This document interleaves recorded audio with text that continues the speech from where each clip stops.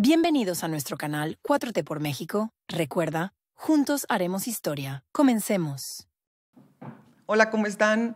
Un gusto saludarlos. Quiero darles la bienvenida a esta nueva conversación en este podcast. Ahora tenemos como invitada a una mujer joven que todos ustedes conocen muy bien y que además es una gran referenta de toda una generación del movimiento. Nosotros la queremos mucho y le damos la bienvenida aquí a Citlali Hernández. Pues al contrario, un gusto. Aunque ya no soy tan joven como tú. Sí, estás bien jovenaza. Oye, Citla, mira, me da mucho gusto que estés acá y sobre todo que podamos coincidir en estos momentos tan intensos. Tú ahora, pues, estás a días de tomar tu encomienda como la primera secretaria de las mujeres en el primer gobierno de la primera presidenta del país, que no es cosa menor. Sí. Es una gran encomienda histórica, pero además estás, por si no fuera suficiente chamba, estás de presidenta de una de las comisiones por donde se dictaminó la reforma.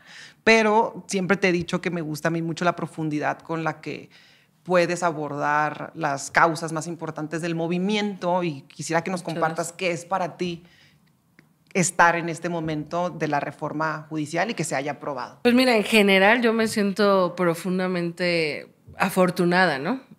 Cuando yo leía sobre procesos revolucionarios, de cambio, pues yo decía, qué aburrido tiempo me tocó a mí vivir, ¿no?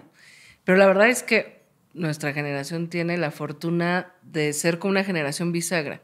O sea, nos ha tocado vivir una etapa de resistencia, de oposición, y hoy estamos en el ejercicio del poder. O sea, tú y yo hace unos días acabamos de tomar una decisión votando y además debatiendo, quizás con una de las reformas más relevantes de los últimos tiempos, ¿no? Que se leerá en el futuro como una decisión trascendente, profunda, radical. Y el contexto político, pues me parece que es fundamental. Es decir, después de un gobierno popular, nacional, transformador, que es el de Andrés Manuel López Obrador, pues llega una mujer a la presidencia con mucho más respaldo popular que con el que llegó el presidente López Obrador. Y muy interesante, yo pienso varias cosas, ¿no? O sea, esta transición es interesante porque es la primera transición de dos gobiernos de izquierda, del mismo proyecto. Y el presidente llegó en 2018 en una transición muy tersa. Prácticamente Peña Nieto desapareció y el presidente empezó a tomar la transición en sus manos. Pero ahora vemos a dos personajes muy fuertes, al presidente más importante de los últimos tiempos y a la primera mujer presidenta en una transición conjunta, amigable, de compañeros, del mismo proyecto. Pero el presidente se va con una de las decisiones más fuertes, que es proponer una reforma al Poder Judicial, y la presidenta llegará pues con esa decisión tomada. Y yo veo la reacción de los mercados, veo la reacción de un sector conservador, estas líneas del gas que se rompieron y que la vivimos tú y yo en el Senado con violencia. Creo que es una transición donde pareciera que los poderes fácticos intentan decir a ver quién gana, ¿no? O sea, ok, no pudimos con Andrés Manuel, ahora viene una mujer presidenta y quizás volvamos nosotros a jugar a una guerra de luchitas. Entonces, bueno, me parece que es muy interesante, no solo por lo que aprobamos, por lo que va a significar, sino por el contexto político. Y agregado a eso, pues tenemos un pueblo mucho más consciente que hace tiempo y que creo que va a acompañarnos siempre.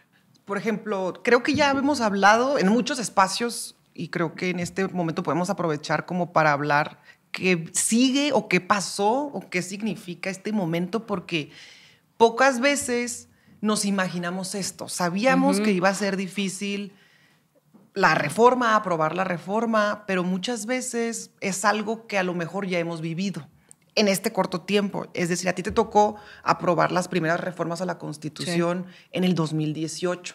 Es, digamos, una lección aprendida y hemos visto cómo el movimiento estuvo fortaleciéndose y cómo hizo activismo importante cuando fueron las reformas de Peña Nieto. A mí me ha sorprendido mucho este momento porque lo que pasó en el Senado no tuvo las dimensiones que yo hubiera imaginado que iba a tener.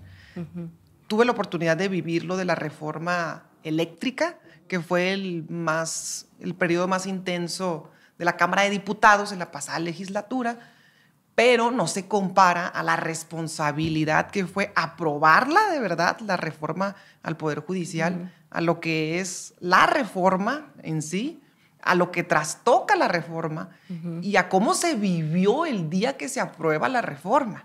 Y todavía ahora las nuevas interrogantes que estamos en este momento. ¿Qué sigue? ¿Cómo se va a poner la Corte? ¿Van a querer hacer una transición tranquila o no van a querer hacer una transición tranquila? Pero creo que empezando con lo primero, que es cómo lo vivimos. ¿A ti te parece? A mí me sorprendió mucho que el día que se vive ahí entra con violencia la situación, hay mucha confusión, hay miedo. Hubo senadores y senadoras que pues sintieron miedo, hubo senadoras que pues sintieron un poco de indignación, de pensar quién provocó esto. Hubo senadores que dijeron calmen, ¿no? A ti te tocó un papel muy relevante que fue como el de calmar a la bancada, dar orientación, tomar decisiones, que no es fácil. Sí. Luego vi cómo recibiste hubo una persona que sí bajó al pleno, que estaba alterada. Intentaron dialogar un poco con él, no se pudo. Pero además, en estos momentos como de confusión, de rareza, de velocidad, de todo se comparte muy rápido, empieza a salir en las noticias. A mí lo que me sorprende, y te reconozco, es que sí tienes mucha claridad para definir en medio de la confusión, discernir y decir, oigan, estas situaciones de violencia son siempre provocadas por una radicalización en los movimientos de derecha, no están bien, y evidenciarlos rápidamente. O sea, sí fue muy rápido tu contención al asunto, como el joven que se autointoxica, pero eso que tienes de identificarlo rápidamente en medio del caos, o sea, ¿cómo lo vives tú? O sea, del otro lado. Yo creo que es una combinación. O sea, yo, como tú y seguramente mucha gente de Morena, pues venimos de la oposición, de la resistencia. Yo desde los 14 años marcho, ¿no?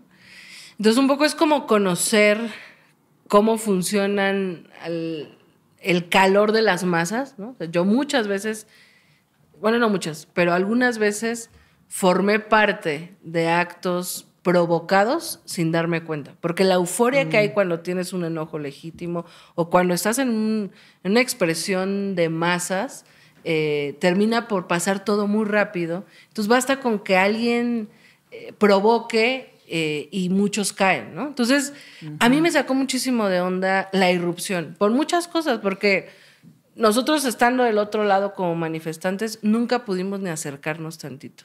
Yo ya había estado 6 años en el Senado, la puerta por donde posiblemente entraron nunca está abierta, ni en los sismos, entonces fue algo muy extraño, y además yo estaba fuera del pleno, entonces yo estaba por encontrarme hacia el patio, y entonces me agarraron ahí unas... Que déjame te digo que un compañero me dijo que él vio que unas personas como que estaban por dentro, o no sé si brincaron, y son los que les ayudan a abrir desde adentro. Porque tuvieron que haber abierto, porque dicen, se brincaron, no, por lo menos eran 100, ¿no? Entonces, cuando entro al pleno, estaban afuera. Entonces, cuando yo entro al pleno, que los vi en el patio, entré por el sótano, le digo a los de resguardo, bueno, cuiden que no entren al pleno. Entran al pleno. O sea, a veces ni a nuestros asesores los dejan entrar. No sé ahí qué haya pasado, pero bueno, ese no es el tema. Entonces, a mí me sacó mucho de onda y yo pensaba cómo... Sí, por ejemplo, esta persona que entró al pleno, exactamente, que entró al pleno, yo no entendí si se brincó del palco. Ajá. O para los que no sepan, puede brincar, o sea, el palco, pero está muy alto. Está muy alto. Se caería, es decir, se lastimaría la persona y había una persona ya en el pleno. O pudo entrar por abajo, no lo sé. Entonces yo estaba muy sacada de onda y yo creo que estamos en medio de una disputa política, una disputa de poder y una disputa de narrativas. Y por eso pienso como con esas 3 lógicas, ¿no? Es decir, ¿cuál es la disputa política? Pues quieren detener la discusión. ¿Cuál es la disputa de poder? Una minoría de 100 personas creen que van a detener la discusión que tiene el respaldo mayoritario de 36 millones de personas que votaron por esta reforma y por la continuidad del proyecto. Y en la disputa de narrativa pues son trabajadores del Poder Judicial. Entonces, cuando ubicamos que había militantes del PRI, militantes del PAN, que estaba, pues en nuestras filas ahora hay expriistas, entonces hay compañeros que me dijeron, pues ahí está el hijo de Carolina Villano, que es la secretaria general del PRI, que además es senadora, entonces pues habría que ganar la narrativa. Que además es senadora. Que además es senadora, ¿no? Y cuando hablo con este chico, porque yo pues como manifestante toda mi vida siempre creo que hay que escuchar, digamos, o sea, un manifestante a veces quiere ser escuchado, ¿no? Todo el tiempo y tener una respuesta. Entonces, cuando yo me acerco a este chico, primero lo veo un poco fuera de sí, ¿no? O sea, como que estaba muy alterado. Algunas de las personas que estaban muy alterados, yo no sé si por drogas o por la euforia, lo que sea. Y entonces yo le decía a él, oye, ¿qué es lo que te preocupa? No, es que nos vamos a quedar sin trabajo. No se va a quedar la clase trabajadora del Poder Judicial sin trabajo. Hay un transitorio. O dime exactamente cuál es tu solicitud de qué modificar del dictamen. Y entonces la respuesta me sorprende y yo ahí es donde decido ya no continuar el diálogo porque me dice, bueno, ustedes no son tontos, no lo dice. Yo reconozco que en ninguna parte lo dice, ni siquiera se insinúa, pero eso va a pasar. Y le dije, no, bueno, si debatimos en lo que creemos que va a pasar sobre algo que no dice. Sí, es que, por ejemplo, me gusta mucho que hayas comentado lo del análisis de las posibles 3 lógicas, porque eso te permite diferenciar si ellos alegaban que son trabajadores del Poder Judicial y luego evidenciar que no son trabajadores del Poder Judicial. Él está diciendo que en el dictamen no hay ni una palabra que tenga que ver con quitarle su chamba. No obstante, no dice nada en relación a quitarles los derechos laborales. Tuvimos que poner un artículo especial para asegurar que no íbamos a quitar ningún derecho laboral y que se estaba garantizando el presupuesto, para no dejar en claro. Pero además, ¿cuál es la diferencia? Él te puede decir, bueno, sabemos que va a pasar. Es el supuesto que él cree. Pero ¿cuál es la diferencia con las reformas estructurales de Peña Nieto? Exactamente. Literal, se alteraban artículos para permitir per se el artículo, porque hay artículos especiales en la Constitución que impiden la explotación de ciertos recursos naturales, y con la modificación de los artículos ahora lo permiten. O que le quita el carácter de estratégico para no estar cubierto por la soberanía nacional. Exactamente. Es que mira, yo creo que eso es muy importante que lo tengamos muy claro, porque nosotros venimos de la oposición, de la resistencia, de la lucha, siempre dimos luchas sensatas, inteligentes, y ahora estamos en el gobierno. Entonces, hay una ética que te permite decir, bueno, voy a escuchar al que no opina igual que yo. Pero yo en todos los esfuerzos que he hecho en estos años de escuchar a las personas que se oponen a lo que creen que estamos haciendo, no veo sustento, no veo mística, no veo información real, ¿no? Y yo creo que hay que dar esa batalla porque en este análisis que además me gusta que lo podamos compartir y públicamente, porque seguramente estamos igual como pensando qué va a pasar, qué va a hacer la Corte, y reentendiendo, ¿no? Reentendiendo todo lo que pasó. Lo que platicábamos ahorita un poco fuera del aire, que me decías, he estado más ocupada todavía, terminé de la sesión larguísima y al día siguiente trabajar y no he podido analizarlo. Y yo te decía, para mí fue una experiencia vivir ese día y otra experiencia repensarlo, volver a entender qué pasó, porque son muchos símbolos de poder, son muchos símbolos mediáticos, hay mucho silencio de unas partes, hay narrativas que notoriamente se quieren imponer y es notorio qué narrativa trae qué personajes, y a veces por más notorio que sean, de todas maneras hay quienes prefieren no darse cuenta. O engañarse, ¿no? Ahí es el principal reto, porque, como dice el presidente, hay millones de personas, existen, que no piensan como nosotros y que quizás nunca van a pensar como nosotros. En términos, digamos, profundos, que consideran que destinar presupuesto a una política social es una dádiva, toda esta lógica meritocrática, ¿no? Clasista, racista. O sea, pero hay un sector, y yo no sé si sea un despropósito, pero por lo menos para mí sí es importante. Hay un sector bueno, digamos, de personas y ciudadanos con buenas intenciones, pero muy desinformados, donde cruza la desinformación, esta narrativa de miedo, clasista, ¿no? Y que entonces, de verdad, yo traté de hablar con varias personas, tenemos amigos en todos lados, ¿no? De repente, ¿no? Pero de repente yo platicaba con personas que decían, es que tengo mucho miedo de la reforma. Y les decía, ¿qué te da miedo para entender, no? Entonces terminaban reconociendo que no conocían la reforma. Claro. Pero como la narrativa es esta narrativa que me enoja tanto, se está acabando la patria, están matando la república. Llegaron al exceso de decir que se acabó nuestra independencia, nuestra, del país. Sí. O sea, el absurdo total. Ya no somos un país independiente porque... Porque se democratizó y se está independizando el Poder Judicial. Pero aparte es un absurdo. Sí, es una tontería. Ajá, pero es una tontería que la repiten. Y a ver, a veces pienso yo, ¿cuál es nuestra responsabilidad ahí? Porque estamos viendo el problema y cómo buscamos contrarrestarlo.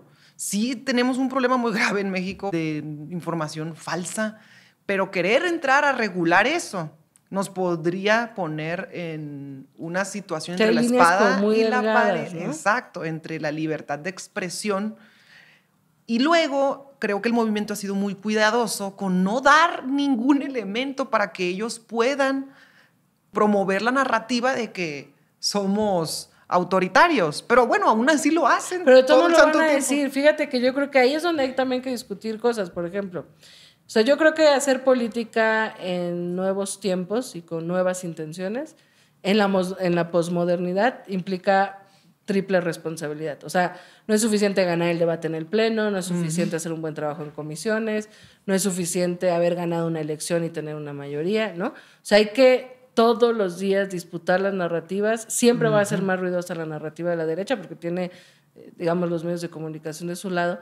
Pero si no hubiésemos nosotros tratado de atajar esas narrativas, creo que hoy estaría como peor el ambiente en la opinión pública.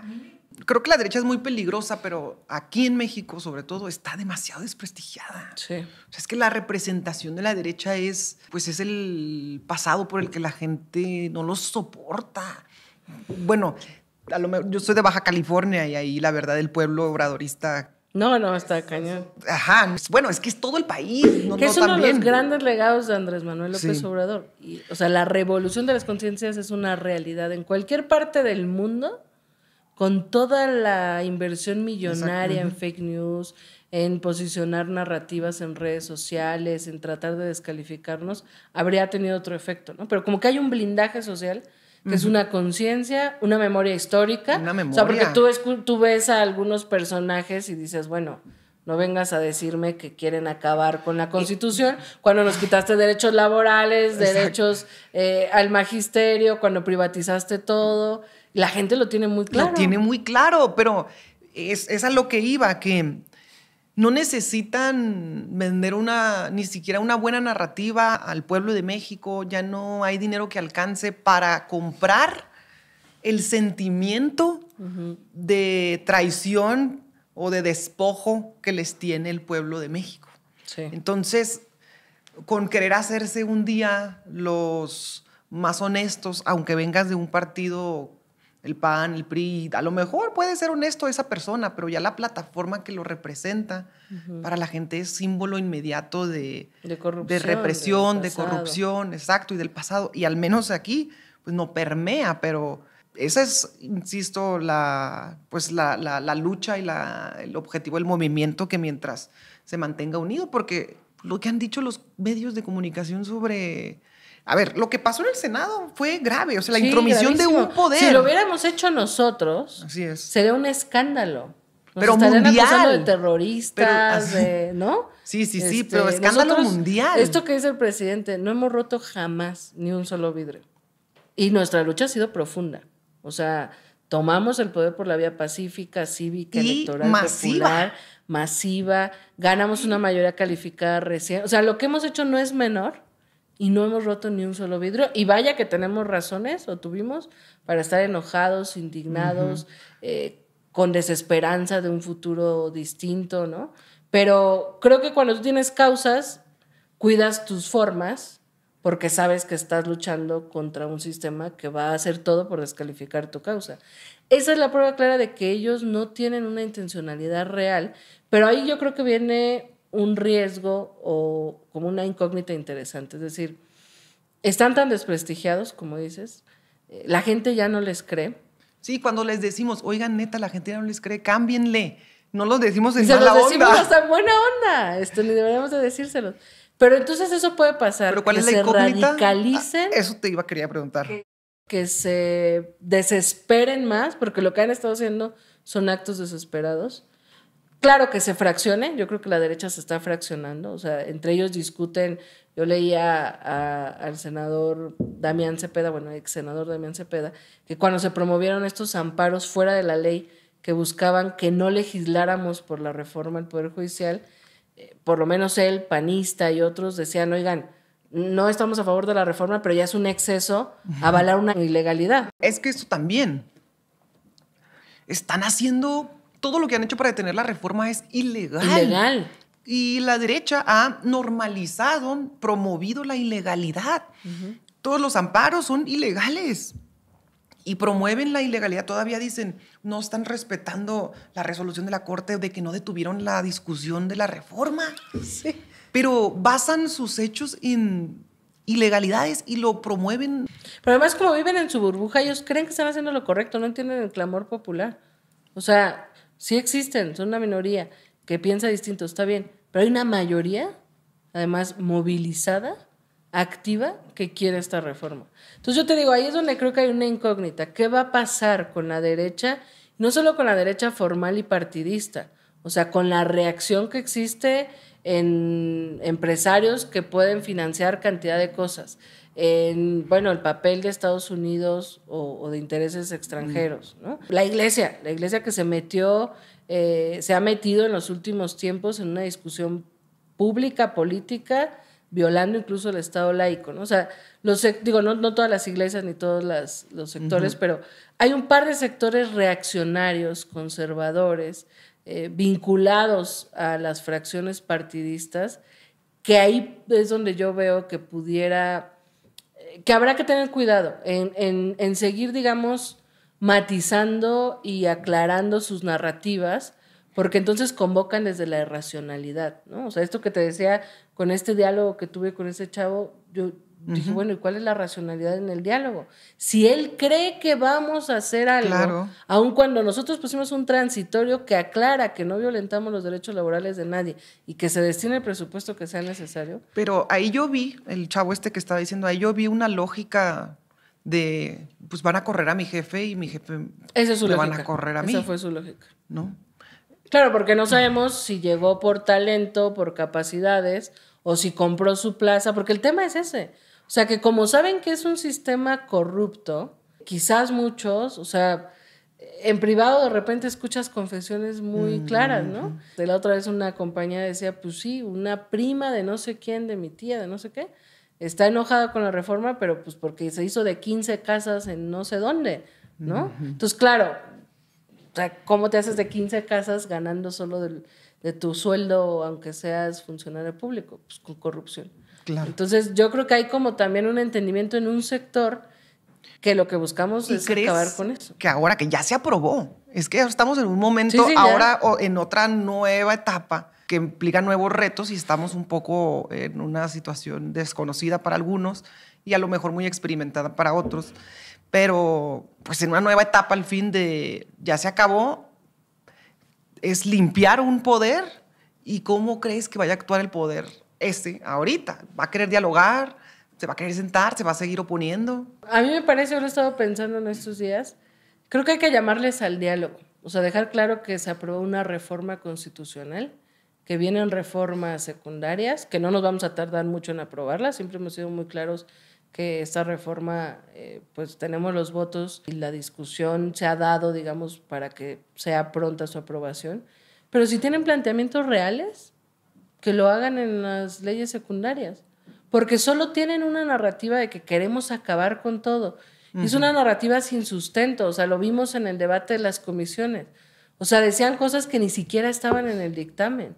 Entonces, yo pienso que hay que seguir ganando la narrativa Y yo me pregunto, es una discusión interna que tendremos que dar, si debemos llamar a movilizar. Mucha gente quiere expresar su respaldo, porque la manera en la que actúa el Poder Judicial, Norma Piña, algunos jueces, de verdad está fuera de la ley. Y entonces es indignante porque son ellos los que deberían de respetar la ley y de hacerla valer. Entonces, ok, ya, se acabó. Aprobamos la reforma en la Cámara, en el Senado, en los 17 congresos locales mínimos requeridos. Seguramente estamos a días de que el presidente publique la reforma constitucional en el diario oficial de la Federación.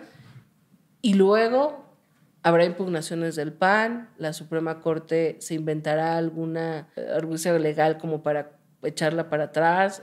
O sea, creo que ahí venimos, o sea, esto no se acaba, ¿no? O sea, digo, además hablando de que faltan las leyes secundarias y todo, pero yo creo que ahí sí tenemos que hacer un llamado a sensibilizar, no lo sé, es gente ya con una posición política muy aferrada, pero necesitamos que el Poder Judicial entienda la fuerza popular y democrática que respalda esa reforma, porque si no, podríamos entrar en un círculo medio extraño, ¿no? Si la Corte dice... Sí, esto no pasa. Nosotros sabremos que demostrar puertas abiertas, que bueno, lo hemos demostrado todo este tiempo, pero sí es cierto que en este instante hay una relación un poquito, pues, tensada. Tensada y no, porque tú lo has visto. O sea, por lo menos los senadores de oposición suben, posan a la cámara, sacan ya su, ¿no? Ya tienen su byte para su Face, para su TikTok, pero bajan. Y quieren ser amigos. Yo escuché ese día, y lo tengo que decir porque pues no, o sea, nos hablan como si fuéramos una misma clase política, ¿no? Que lo platicábamos la otra vez. O sea, bajan y dicen, bueno, es nuestro rol, no lo tomen personal nuestros discursos. Sí. Ustedes igual traen los votos y nos van a ganar. Sí. Entonces, nosotros lo que decimos en la tribuna, lo decimos en privado, se los debatimos a ellos, lo creemos, ¿no? Pero no, ellos son dos personas. Dar la nota y decir que sí son opositores...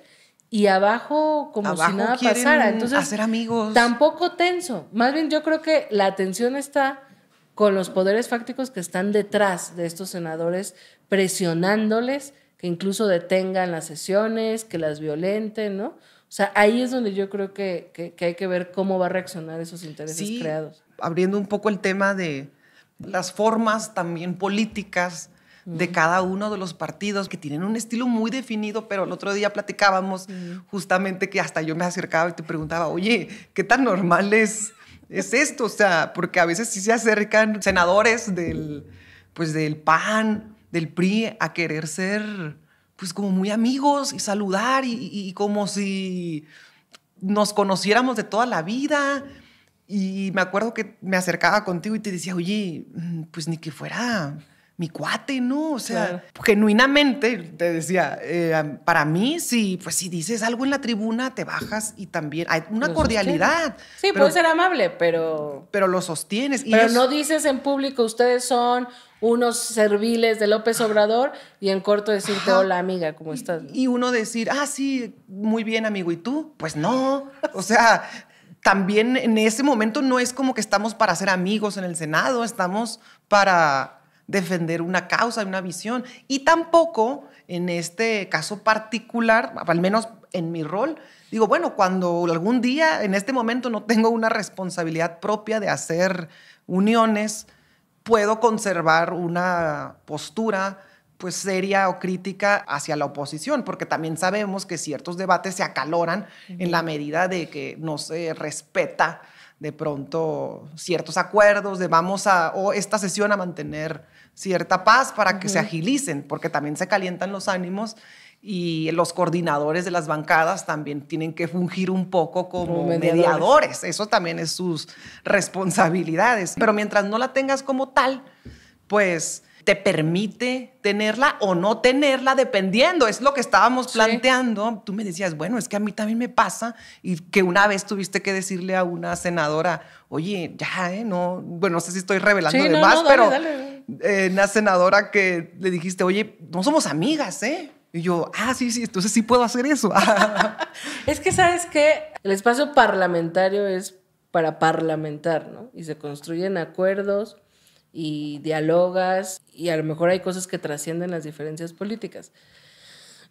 Creo que la diferencia en esas prácticas propias del Parlamento está en los objetivos. Por ejemplo, cuando yo fui diputada local tenía 25 años y la mayoría de la bancada de Morena aquí en la Ciudad de México éramos del movimiento, no teníamos una experiencia previa. Y entonces cuando hablábamos de acordar, la sola palabra acordar con el PRI y el PAN, nos asustaba, o sea, condenábamos al coordinador de cómo vas a acordar. Claro, porque la concepción tradicional es que tú acuerdas en lo oscurito algo que es inconfesable ante la gente, ¿no? Y me parece que nosotros estamos en la construcción de una nueva práctica donde puedes acordar un debate, ¿no? Decir, vamos a debatir, viene una sesión solemne por los niños héroes y acordemos no meter otro tema para que no se tense. Bueno, es un acuerdo lógico, que le da gobernabilidad al pleno para un tema y que tú lo puedes decir de cara a la gente, ¿no? Pero los acuerdos que antes hacía la oposición eran acuerdos de moches, de impunidad, de espacios, con un interés personal o de grupo, ¿no? Entonces yo lo que pienso es que hay líneas muy delgadas, y es lo que te decía esa vez que platicábamos, ¿no? A mí es una de las cosas de las que admiro de López Obrador. O sea, ha hecho política pues décadas y nunca formó parte de la clase política. Y lo que pareciera que de repente quiere hacer estos políticos tradicionales es como jalarte al mismo núcleo y como decir, mira, tú y yo somos de diferentes partidos, pero somos una misma clase política. Y creo que lo que nosotros tenemos que hacer es, podemos dialogar, puede haber cordialidad, amabilidad, pero que quede claro que nosotros no somos representantes de una clase política. Nosotros somos representantes del pueblo, ¿no? Y si es de repente, yo creo que sobre todo a las nuevas generaciones nos llama la atención como también rara eso, ¿no? A las nuevas generaciones nos permite haberlo visto desde fuera primero, luego verlo desde dentro, entenderlo o ver la dinámica, empezarte a cuestionar, de pronto confundirte también, que son cosas que por eso me gustan estas dinámicas, porque también estas generaciones vienen a romper estos moldes en donde los políticos tienen que ser como, pues, y como que hay códigos tradicionales, ¿no? ¿no? Y cosas que puedes decir y cosas que no puedes decir y protocolos que hay que seguir y maneras que tienes que ser y cosas de las que no tienes que hablar. Y creo que este movimiento, el presidente, para empezar, y las nuevas generaciones también lo pueden seguir haciendo, pero desde el liderazgo del movimiento se han roto todas las formas políticas existentes, habidas y por haber, las redes sociales. Es la oportunidad también de replantearlos. Como dice el presidente. También, a veces yo he compartido con compañeros, es que a mí me gusta mucho ser de Morena, de verdad, porque me permite ser lo que yo soy. Sí. Y no necesito ser nadie, ni fingir nada, ni esconder nada. Y porque todos somos como somos y ya está. Y además partimos de que somos muy plurales y muy diversos en Morena. Y eso o sea, es, no hay un molde lo único. rico. Y eso es, aparte, no sé si te ha pasado en los eventos luego de Morena, en los meetings y eso, si tienen algo como de desordenado, hasta se siente más místico. Más místico, más interesante, porque es como los movimientos que surgen pues de forma espontánea, no tienen un molde, un protocolo, unas sillas, un programa. Entonces todavía es muy orgánico. En la medida que se pueda, si nuestros eventos o cosas más formales, planeadas, pueden seguir manteniendo esa vibra de espontaneidad, de pronto dices, pues es que esto es Morena. Claro. Hasta para cuando alguien nos está organizando y empiezan nuestras, no discusiones, pero que habla uno y al otro y así, dices, es que así es Morena. Sí. O cuando los compañeros se dicen, pues es que habla uno y el otro, es que así es Morena. O sea, esto es Morena, aquí nada de que habla fulano porque es nomás el presidente de tal comisión y nomás a él. No, pues es que aquí está parejo, pues. Y también parte de que esto es Morena. La verdad, yo sí estoy convencida que hasta personas como tú y como yo podemos coincidir aquí solo a causa del movimiento. Totalmente, porque... Pero además, ¿sabes qué? Lo padre es que hay una gran mayoría que no conocemos otras formas.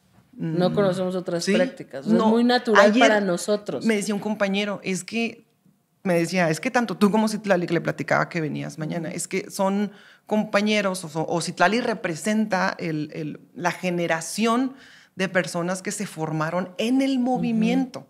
y que crecieron políticamente en el movimiento. Que aprendimos a la forma del movimiento. Ajá, me decía, representa ella la generación de personas que ni siquiera vienen del PRD, es personas que se crearon dentro de Morena y entiende bien la dinámica y el cómo fortalecer ese movimiento. Sí, y también, ¿sabes qué? Yo creo que es muy interesante porque a la par el movimiento va madurando también, ¿no? O sea, te digo, yo tengo muy claro y jamás hay que olvidar, venimos de la resistencia, venimos de la oposición y decidimos tomar por un método pacífico el poder. ¿Y cómo mantener la esencia? Y mantener esto que dice el presidente, que es la política, el equilibrio entre principios y eficacia, ¿no? Porque ahora que hablábamos de la vida parlamentaria, cuando yo fui diputada a los 25 años, yo ni siquiera saludaba a nadie de otros partidos, porque decía, ¿por qué le voy a dar la mano a un corrupto? ¿No? O sea, yo los veía y decía, ¿qué son estas personas? Y entonces subía, ¿no? Y les decía que eran unos corruptos y que por eso llegaban las nuevas generaciones y por eso Morena estaba creciendo. Y luego yo presentaba puntos de acuerdo pues muy nobles y me los votaban en contra solo a mí. Entonces, claro, entendí que en sus formas, esta forma tan vieja, ¿no? De que a veces solo se quiere el trato, para ellos era suficiente con que yo les saludara, ¿no? Para aprobar cosas que no eran gran cosa, ¿no? Entonces, entonces yo tuve que pensar, bueno, si saludarles implica que me aprueben cosas a favor de mis vecinos, pues no me quita nada saludarles, ¿no? Entonces, ¿cómo también ir madurando en el ejercicio del poder sin perder jamás esa esencia, ¿no? Sí, te ha pasado bastante que dentro del ejercicio del poder también tienes la responsabilidad de lograr la gobernabilidad y la paz, ya sea en el desempeño del Senado o ya sea ahora que te toca la encomienda como secretaria de las mujeres, pero tienes la responsabilidad de que independientemente de las diversas formas de pensar, incluso ya no hablemos de los políticos corruptos, pues que eso sí dan coraje, pero digamos en la representación de diferentes causas e intereses, pues tienes que intentar que la gente se sienta cómoda, tranquilo, si no, se desborda. Y que ahí cambio, o sea, cuando buscábamos la toma del poder, pues tú tomas decisiones para convencer, para luchar, para plantear tu proyecto, ¿no? Pero ahora que estamos en la toma de decisiones, claro, tiene que seguir el proceso de revolución de conciencias, pero ahora tomas decisiones para cambiar vidas. O sea, aprobar una reforma al Poder Judicial no es aprobar un papel escrito, es empezar una serie de acciones que busca mejorar la vida judicial, que busca que la gente tenga mayor participación en la toma de decisiones con jueces, ministros y magistrados. O sea, entonces como que ahora la responsabilidad es doble. Claro. ¿No? Y también que creo que hay que lograr hacer conciencia de que es paulatino, es un proceso que se espera que vaya acomodándose y que necesitamos el respaldo, el apoyo, que van apenas a hacer leyes secundarias y que esperamos que muy pronto se vean los resultados, pero tal vez no van a ser mañana. Y yo creo que ese es otro reto de nuestro movimiento, ¿eh? O sea, la expectativa es tanta, nuestra narrativa es tan clara, a veces en el llamado a la esperanza, al bienestar, a la alegría, a otra nueva patria, que también de repente se espera que sea inmediato. Claro. Y cuesta trabajo, a mí me costó mucho trabajo entender que estos son procesos, me acuerdo ahora, y para quienes nos están viendo, a ver si lo buscan. Hay un discurso que dio el presidente en 2012, o sea, en 2006 es el fraude y canaliza el enojo social en el plantón, ¿no? Y en 2012 yo formaba parte del 132, me acuerdo que marchamos una noche antes con antorchas, y después de o sea, la euforia de marchar y demás, tú sientes que estás cambiando el mundo, ¿no? Entonces yo decía, no van a imponer a Peña Nieto, pues hay una fuerza juvenil, estudiantil expresada. Después de eso, yo cada que pasaba una marcha y un tema, yo decía, no va a pasar nada, porque ya era mucha desilusión de que marchabas y estabas y no pasaba nada, ¿no? Entonces, imponen a Peña Nieto a través de una gran compra de votos. El presidente convoca un mitin en el Zócalo y su discurso, en ese entonces, a mis 22 años, me pareció como de derrota. O sea, no importa si no vemos el cambio en este país, lo que estamos haciendo vale la pena porque va a abonar a un largo proceso para cambiar este país. Entonces yo en ese momento decía, ¿cómo que yo no voy a ver el cambio en este país? O sea, esta no es la ruta entonces, ¿no? Pero creo que entender que los cambios son un proceso y que estamos viviendo en tiempo real, un proceso histórico, sí, que en décadas se va a leer en un libro de historia rapidísimo. Esto sí fue suerte, que nos Sí, tocara a es una gran nosotros. fortuna, ¿eh? Es suerte porque veo, por ejemplo, a mis papás, o sea, a ellos no les tocó. Y vivieron frustrados Sí. muchos años de su vida, ¿no? De que quejándose de que todo estaba igual. O hasta resignados, ¿no? ¿Cuántas veces nos decían cuando tocábamos casas? No, tú porque eres joven crees que esto va a cambiar. Yo me acuerdo mucho, al PRI nadie nunca le va a ganar, ¿no? O este país nunca va a cambiar. Entonces, pensar que hoy estamos viviendo en tiempo real un proceso de cambio político, histórico, social, pues es brutal, porque claro, es un proceso. Lo que decidimos de la reforma, quizás los máximos efectos lo veamos en años. Y también que se haya votado pues, a estos días significa que empezó hace tiempo también. Claro. Que ha sido un proceso. Y también hay algo interesante. Todavía el 2023, el presidente presenta la reforma. Bueno, sí. No presenta la reforma, pero ya estaba muy puesto sobre la mesa. Y en la Cámara de Diputados empezamos a hacer foros. Y yo me acuerdo que yo sí me desesperaba un poco. Decía, pues es que nadie iba a los foros. Es que a mí sí me da coraje que digan, ay, no se está discutiendo. No es cierto, no iban a los foros. Hacíamos foros rumbo a una posible reforma y nos tiraban a loco porque nos decían que nunca íbamos a lograr la mayoría calificada. Esa es la realidad. Sí. Entonces, pero en ese entonces también me preguntaba, bueno, pues a nadie le interesa la reforma, no de nosotros, sino de los demás. Y a veces también me ha pasado, incluso como legisladora actual, y también me ha tocado estar siendo joven y he tenido que aprender. Pero ahí me cuestionaba, bueno, ¿y como para cuándo se va a hacer la reforma? Entonces nunca se va a hacer. O sea, no terminaba de entender qué iba a pasar. Y luego la presenta el presidente, y otra vez la constitucional, ahora sí en en febrero. Y bueno, siendo honestos, pensamos que íbamos a ganar esta elección, pero también a nosotros nos tomó por sorpresa el apoyo tan contundente. Entendí después de la elección el tema de los procesos que ha manejado el presidente, con el ejemplo de la reforma al Poder Judicial, porque la presenta, lo ha comentado desde el principio, lo comentó desde que inició el sexenio, pues se tiene que empezar a reformar, pero fue muy persistente en que no había condiciones, pero eso no dejó, el que no hubiera condiciones no era un pretexto para dejar de luchar por ella. Exacto. Que eso es como fíjate, diferencias importantes. La oposición piensa en términos electorales, o sea, piensa en temporalidades coyunturales por las elecciones. El presidente piensa en términos históricos, ¿no? O sea, siempre planteó que había que hacer algo al Poder Judicial, incluso le dio la posibilidad al Poder Judicial, y estaban en eso, pero fue cuando llega Norma Piña, de ellos mismos plantear una reforma, ¿no? Plantea el famoso Plan C y solo podían pasar dos cosas: contar con los votos suficientes después de la elección para aprobarla o no. Pero ya había un planteamiento que se politizó en términos de la revolución de las conciencias, el movimiento vivo que tenemos que acompaña la transformación, empezó a discutir sobre el tema.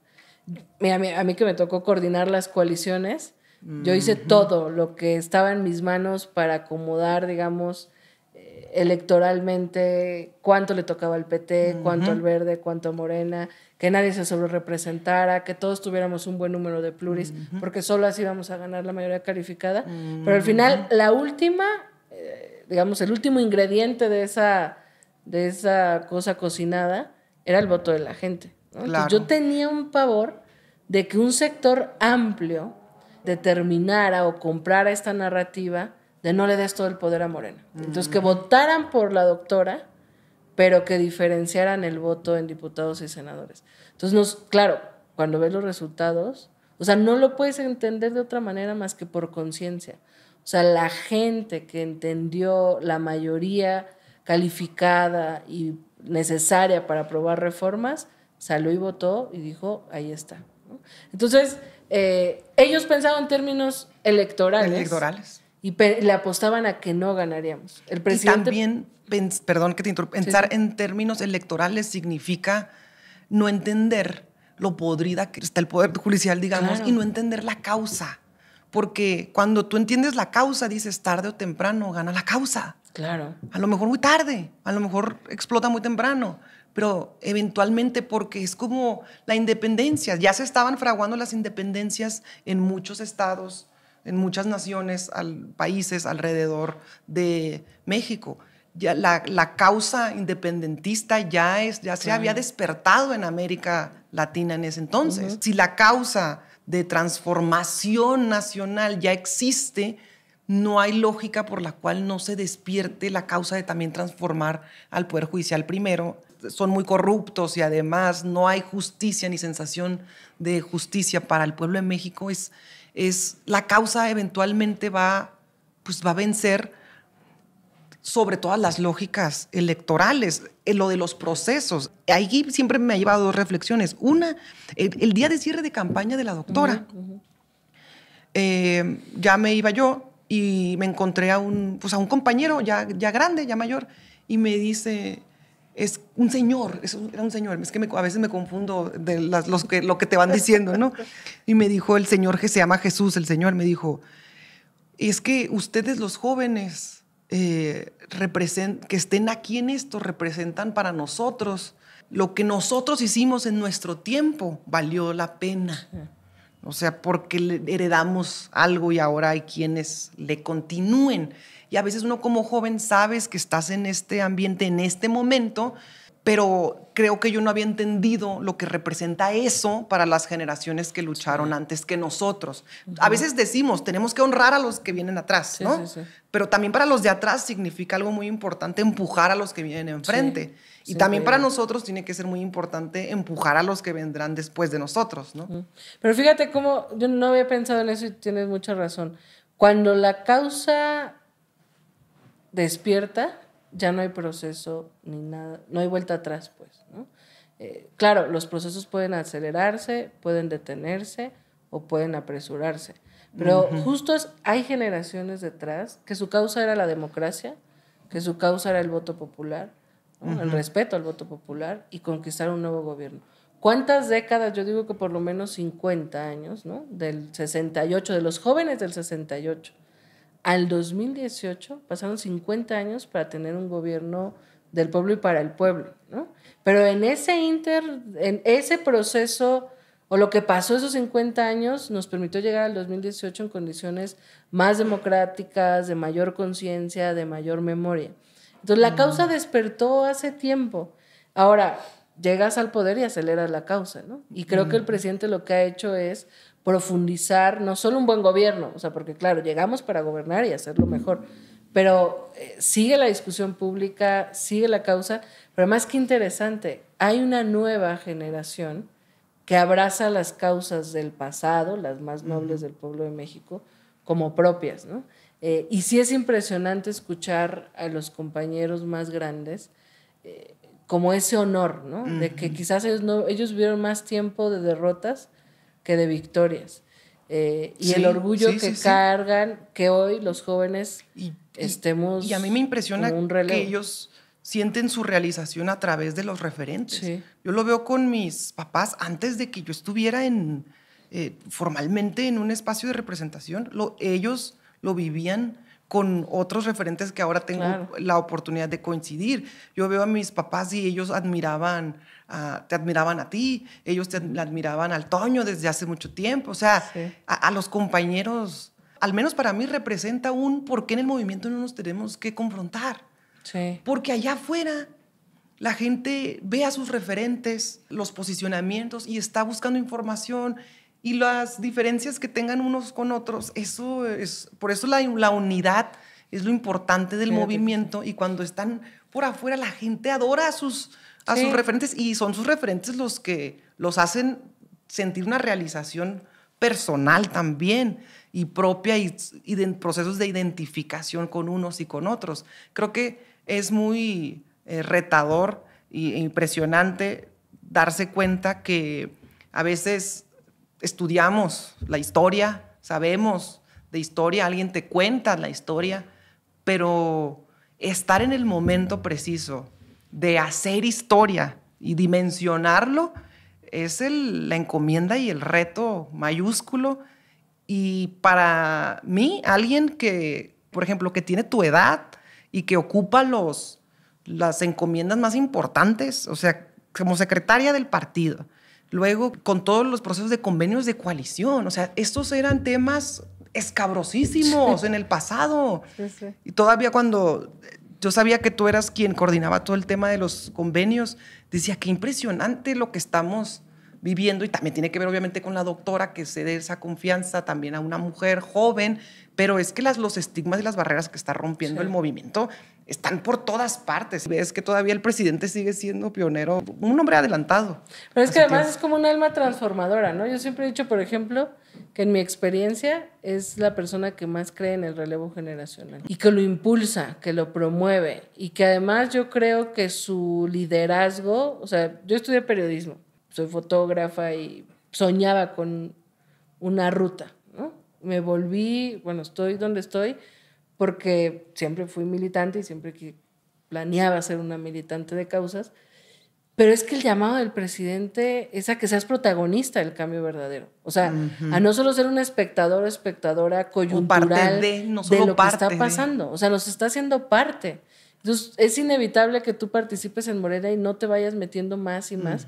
Y luego que asumas responsabilidades, que esto que tú dices, ¿no? O sea, yo llevar los convenios de coalición, o sea, yo tenía mucho como responsabilidad, como mucho temor de que la coalición federal estuviera en mis manos, y de eso dependía un poco el plan C, ¿no? O sea, claro, ahora salió el plan C y tienes que nadie piensa en la coalición. Si hubiéramos si lo haces bien, nadie te felicita. Dicho, fue culpa de la tonta que no hizo bien la coalición. Pero este tipo de responsabilidades que el propio movimiento te otorga, y que yo veo el presidente así, otorgando responsabilidades sin estigmas, ¿no?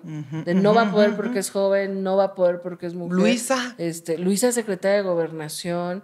O sea, y que la verdad creo que afortunadamente somos muy responsables quienes vamos asumiendo esas. Por eso es que tú eres una referente también. O sea, tú, a mí me parece que eres de las compañeras con mayor claridad discursiva, política, que está en el debate, ¿no? Porque creo yo que no pensamos desde la individualidad. O sea, sí sabemos lo que significa ser joven, ser mujer, ser parte de una nueva generación, haciendo política para transformarla. Tú sabes que no haces la política para ti, o que no tomas decisiones para ti. Sabes que la gente te ve, sabes que si tú lo haces mal, pues entonces te echas pues a una generación. Claro, los jóvenes no pueden, ¿no? Las mujeres no pueden. Entonces yo creo que es muy interesante y muy bonito lo que estamos viviendo, porque hay nuevos actores en la conversación pública, hay nuevos actores en la vida política y pública, y hay relevo generacional, que eso no pasa quizás en otros proyectos transformadores del mundo, y esta grandeza que el presidente tiene incluso para retirarse de la vida pública, ¿no? Porque que él se retira de la vida pública va a ser como un ejemplo que nos obliga mundial a todos también a asumir mayor responsabilidad, ¿no? O sea, como que sientes que se va a ir el dirigente más grande que ha tenido este país, que por supuesto tenemos a la doctora Claudia, y que además ha hecho un gran trabajo y ha logrado conquistar al movimiento de una manera es que, digna de ser sucesora. Porque el presidente va a ser el padre del movimiento, y ahora ella entró que, sí, de verdad creo que sí. Entra como la madre del movimiento, y también en términos de lógicas históricas tenemos los padres que nos dieron patria, pero a veces no son reconocidas las madres que nos dieron patria. Entonces, la doctora va a ser como la madre que lidera el movimiento, y también esto le va a dar otra vez este simbolismo trascendental de lo histórico que representa que ella sea presidenta, y que el presidente también se retire. Va a ser un ejemplo para que pues no sé, a lo mejor un gobernador por ahí ya no pueda quedarse eternamente, o presidentes municipales. O sea, va a ser un ejemplo también de estilos de gobierno. Y fíjate que es uno de los, yo creo que es un cambio en la manera en la que se han dado las sucesiones en los proyectos de transformación en América Latina, ¿no? Uno, porque no tenemos la reelección, pero también dos, porque lo platicaba la otra vez con García Linera, y él decía, es la primera vez que el sucesor decide irse y la sucesora no niega a quien va a suceder. Es decir, AMLO no se va porque Claudia se lo pida, AMLO se va por una decisión personal. Y Claudia le ha dado todo el respeto, el respaldo y la lealtad al presidente López Obrador. Entonces, esa sucesión es muy fuerte, porque en América Latina ha pasado que el sucedido no se quiere ir, ¿no? O sea, lo que está pasando, por ejemplo, en Bolivia. O sea, Evo no asume que ya no es el presidente, y Lucho, el actual presidente, pues intenta buscar su reelección, pero Evo también la quiere. Entonces, esta confrontación, ojalá no, pero pareciera que va a debilitar el proyecto de transformación en Bolivia. Y acá no, o sea, acá vemos una transición tersa, un entendimiento de ambos, el presidente decir ya no es mi tiempo, me hago a un lado, y la doctora de asumir con mucha responsabilidad, lo que significa ser la sucesora no solo presidencial, sino de liderazgo político de Andrés Manuel López Obrador. Entonces, la verdad es que por eso, o sea, yo creo que es el mejor momento para militar, para hacer política, para estar vivos y vivas, pero también hay que ser muy audaces, muy inteligentes, seguir mucho estos consejos del presidente de no alejarnos del pueblo, de no dejar de hacer la política distinta, porque como tenemos las mejores condiciones posibles, es donde te digo que hay una incógnita. ¿Qué va a pasar con la derecha? ¿Se va a fragmentar? ¿Se va a radicalizar? ¿Va a surgir una ultraderecha agresiva? ¿Cómo vamos a combatir ese neofascismo global que existe, ¿no? De seguir con la revolución de conciencias para que los discursos de odio no permeen y no construyan mayoría. Ya nos tenemos que ir al Senado, por cierto. Pero está muy buena la plática. Sí, ya nos prolongamos. Sí, queríamos platicar de muchas cosas, queríamos hablar de que ya vas a entrar a la Secretaría de Mujeres, queríamos que nos platicaras cómo Pero fue. Es que tú que eres filósofa, y entonces estamos analizando lo que acabamos de vivir. Sí, en público. pero ojalá en otra oportunidad podamos encantado. hablar sobre tu encomienda. Porque es que también nos va a dar para hablar un buen rato tu encomienda como secretaria de las mujeres en un gobierno donde estará la primera mujer presidenta, y que podamos platicar qué visión se tiene, porque de entrada, ¿por qué una secretaría y no un instituto? Todo esto que pueda tener, que ojalá podamos platicar, pero creo que este momento era muy importante. Así como mitote, habíamos platicado de grabar la semana pasada. Sí, ese era el plan, pero finalmente, entre que las prisas, le dije a Citla, oye, ¿cómo ves si grabamos la otra semana? Así con un poco de temor, y me dice, ay, sí, mejor me quitas un peso encima. Y estuvo bueno porque dijimos, sí, en eso, y podemos hablar mejor de cómo estuvo la votación. Pero pensando que iba a ser relajado, pero ¿no? será tranquis, decían, ¿no? Así como el meme, será tranquilo, decían. Entonces sí, ahora nos dio mucho para más platicar. Citlali, la verdad, muchas gracias por estar aquí. Por ratos pensaba tantas cosas que como no las anotaba, ya luego se me olvidaba ahí comentarlas, pero me gusta mucho que pueda ser una conversación circular y que pues la gente pueda ver pues a los compañeros del movimiento, más allá de una entrevista como tal, pues dialogar entre qué sigue, cuál es el objetivo, plantearnos las preguntas que a lo mejor todos en sus casas se están planteando, porque el movimiento pues está en todas partes. Y yo te agradezco muchísimo que hayas podido venir. Te deseamos mucho éxito en tu encomienda. Muchas felicidades por todo lo que se hizo en la comisión, y estamos acá a tus órdenes. No, pues muchas gracias. Y yo creo que antes de que asuma, sí estaría bueno. Sí, platicar. Sí, vengo con mucho gusto. Muy bien. Y la verdad, muy padre, porque creo que estamos reflexionando en voz alta el momento que estamos viviendo. Y eso me parece que lo tenemos que seguir haciendo, porque ya no tendremos, digamos, como toda la capacidad política que veíamos en Andrés Manuel, ¿no? Y creo que ahora es una responsabilidad colectiva pensar con inteligencia política para saber cómo actuar frente Sí. a una reacción que va a avanzar. Y que nos escriban la gente en los Sí. comentarios qué piensa, qué siente, qué hay que hacer. A veces, no sé si te pasa, pero revisas y Sí. sí encuentras comentarios asertivos que... Sí, el pueblo es sabio. como Así dice es, el sí. presidente. Pues muchas gracias. Muchas gracias, Carlita. Un gustazo. Saludos a todos. Si te ha gustado el video, no olvides darle like, suscribirte, compartir y activar la campanita para no perderte ninguna de nuestros próximos videos. Tu apoyo es muy importante para mí. ¡Viva México! ¡Viva AMLO! ¡Viva la dignidad!